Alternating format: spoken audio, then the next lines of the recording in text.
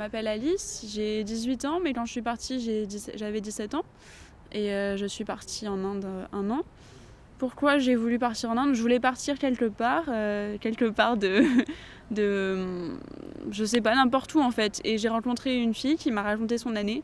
Et elle avait tellement d'étoiles dans les yeux, ça m'a donné envie d'aller là-bas.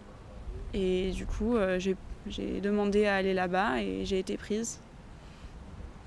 Alors, j'ai Eva, j'ai 16 ans, donc je suis partie à 15 ans. Donc j'habite en Auvergne et je suis donc partie un an en Inde. L'Inde, alors moi c'est un peu une coïncidence, j'ai accueilli un Polonais l'année d'avant qui m'a invitée chez lui pour les vacances.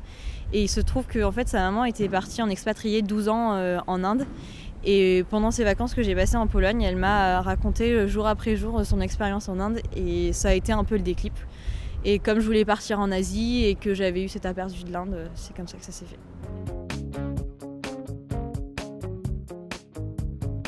Quand on arrive en Inde, c'est un peu une bonne baffe dans la figure, quoi. Il fait chaud, c'est différent, les gens vous regardent et puis c'est tellement différent que on est impressionné et moi j'ai tout de suite adoré. Les gens ils sourient, ils sont tous accueillants, tout le monde voulait me voir, tout le monde voulait me rencontrer, tout le monde voulait m'offrir un cadeau. Ils étaient tellement gentils. À mon lycée aussi, tout le monde s'occupait de moi. C'est quelque chose que j'avais jamais vu avant. C'était complètement différent. Et donc au début, oui, on observe, on se rend compte de tout ce qui est différent. On fait pas la bise, bien sûr. Et on découvre un monde vraiment inconnu. Et c'est ça qui est bon, c'est que c'est un monde inconnu qui nous rend pas nostalgiques. Parce qu'il n'y a pas de comparaison à faire avec notre monde occidental. Et du coup, c'est tout nouveau. Il n'y a pas un seul élément qui nous rappelle que en France, c'était un peu la même chose, un peu différemment. C'est vraiment tout différent.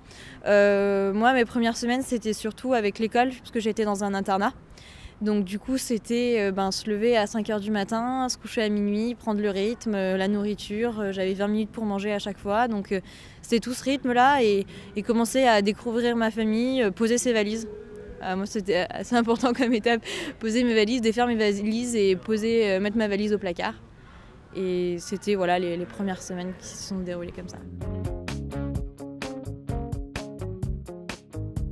Alors les amis, moi ça a été assez rapide puisque l'internat veut qu'on passe 24 heures sur 24 ensemble. Donc j'étais en internat la semaine, mais tous les week-ends je rentrais dans la famille. Et donc ça a été assez facile. Côté filles, je les avais tout le temps à côté de moi. Et c'est des filles qui sont ouvertes d'esprit. J'étais dans une école un peu élitiste, disons. Et du coup, j'avais la possibilité de rencontrer beaucoup de gens qui avaient déjà voyagé eux-mêmes. Pour la famille, ça a été un peu plus long, mais on a appris à se connaître et à trouver une place dans la famille. C'est ce qui a été le plus important à mon avis pour moi. Et trouver sa place, ça se fait aussi petit à petit en partageant des émotions, en partageant des événements, que ce soit des mariages ou des repas ou aller au cinéma ensemble. Et c'est comme ça qu'on apprend à se connaître. Ma famille, j'avais une mère d'accueil et une sœur d'accueil juste. Et quand je suis arrivée, c'est comme si j'avais toujours vécu avec elle en fait. C'était impressionnant comme c'était naturel. C'est comme si j'avais toujours été là. Donc ça s'est très très bien passé. Avec elle, directement le contact s'est créé. Au niveau de mon école, au bout d'une semaine, j'étais invitée au cinéma, j'étais invitée à une fête. Ils m'ont tout de suite adoptée, d'une certaine manière. J'ai jamais été seule. J'ai jamais été seule dans mon école. Toujours, il y avait quelqu'un qui venait me voir. Qu'est-ce que tu fais là alors qui es-tu Est-ce que tu veux venir chez moi il y a une notion de l'accueil là-bas qui est magnifique. Et je pense pas qu'on puisse se retrouver tout seul à moins de vraiment le chercher. Les Indiens sont étranges, mystérieux. C'est-à-dire que la société est tellement codée et tout est symbole, tout a une explication, tout s'emboîte.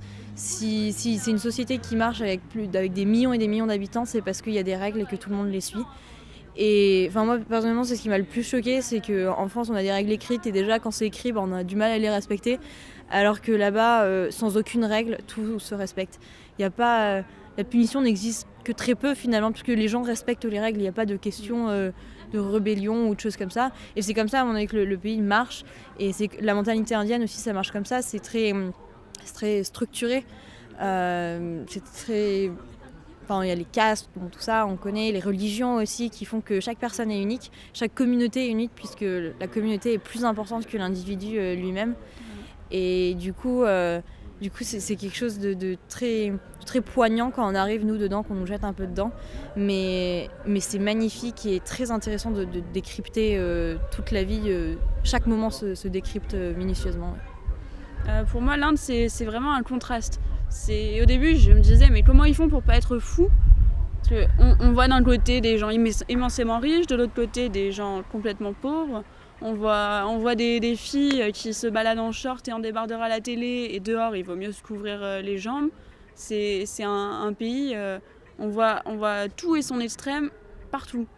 Et au début, voilà, il faut s'adapter à ça, on comprend pas très bien. Du coup, on prend du recul et on observe. Il faut surtout passer son temps à observer. Moi, c'est ce que j'ai fait. Et du coup, ça, on comprend mieux.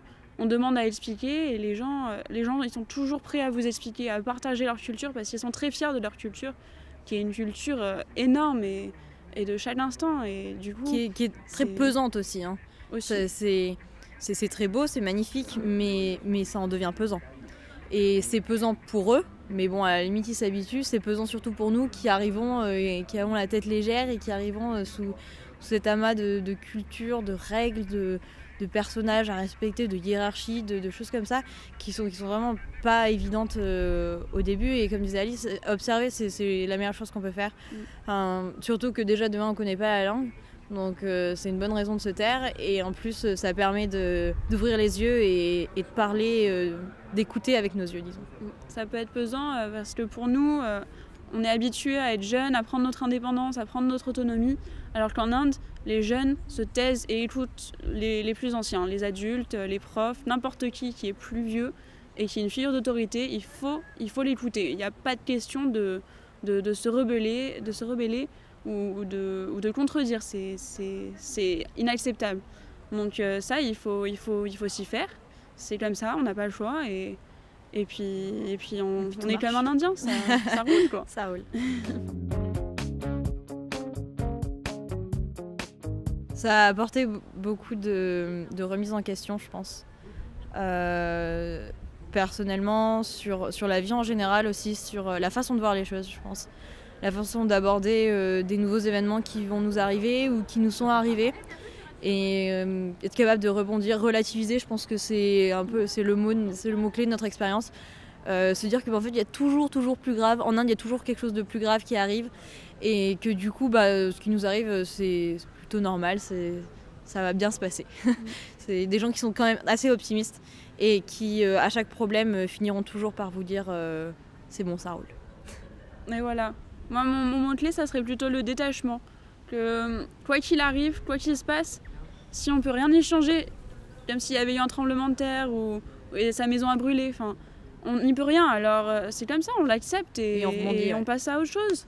C'est vraiment une philosophie de vie qui permet de garder le meilleur et c'est pas qu'ils sont soumis ou quoi, c'est juste qu'ils acceptent le cours des choses quand on n'y peut rien. C'est très sain comme mode de vie. C'est un pays qu'on doit vraiment avoir en nous. Ça se développe, ça se travaille avec les équipes AFS, mais c'est quelque chose qui doit vraiment être en nous, parce que l'Inde ne se pliera jamais à nous. C'est nous qui nous plierons. Et si on n'a pas cette foi en le pays, même sans connaître l'Inde, moi j'avoue que j'avais aucune idée de l'Inde, j'avais absolument rien lu sur l'Inde, je regardais jamais Thalassa en Inde, mais c'est juste un pays qui m'attirait, et je savais que j'étais assez motivée pour me dire que je ferais tout pour que ça marche, et ça a marché. Et je crois que on ne peut pas vendre en donnant des bons arguments, parce que malgré tout ce qu'on dira, ça reste un pays difficile, ça reste une épreuve de la vie qui nous marquera peut-être encore plus longtemps que les autres, parce que c'est quelque chose qui est très difficile à digérer. Mais c'est un pays magnifique, mais c'est un pays en qui on doit vraiment avoir la foi. J'ai envie de dire que quelqu'un qui veut aller en Inde, qui souhaite aller en Inde, doit être prêt à faire face à des extrêmes, à prendre du recul, à se taire quand il le faut, à s'imposer quand il le faut. Quelqu'un qui veut aller juste au fond de lui-même, qui est prêt à vraiment à faire un séjour qui va avoir des moments très durs, des moments magnifiques. Quelqu'un qui vraiment est prêt à voir la vie sous tous les angles qu'elle possède.